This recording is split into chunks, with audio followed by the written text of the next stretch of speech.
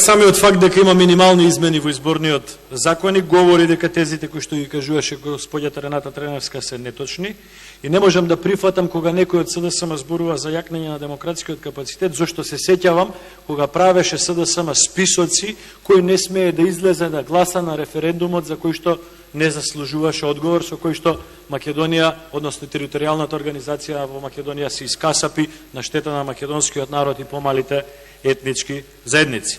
Да подсетам дека изборниот законник на минатите избори беше прифатен од СДСМ, да подсетам дека избирачкиот список на 2 месеци пред минатите избори беше прифатен од сегашниот подпредседател на СДСМ господинот Дамјан Манчевски, кој што во јавна изјава кажа дека избирачкиот список е чист, и да подсетам, односно да ви посочам дека нелогичноста која што ја зборувате е маркантна. 200.000 разлика, господја Рената Треневска, значи дека на секој од 2.000 избирачки места во Република Македонија, во кои што 1/4 се со доминантно албанско гласачко тело и не можеме да ги сметаме, остануваат уште 1500, каде што има доминантно македонско гласачко тело, биле украдени по 300 гласа. Земејќи во предвид дека едно избирачко место има во просек од 700 до 800 гласачи, а гласале 70%, кажете ми математиката како се крадат по 300 гласови на избирачко место. Разбирате ли која глупост ја зборувате? Дали разбирате која глупост ја зборувате? По 300 гласачи на едно избирачко место. Као да луѓево што ги ставате по 10 на избирачки одбор, не се ги знаат комшиите, не ги знаат гласачите, не ги знаат пријателите и 10 години поред, 20 години поред не гледаат кој гласал.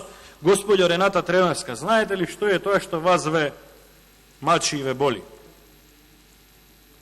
Вас ве мачи тоа што немате кредибилитет со кој што треба да излезете на избори.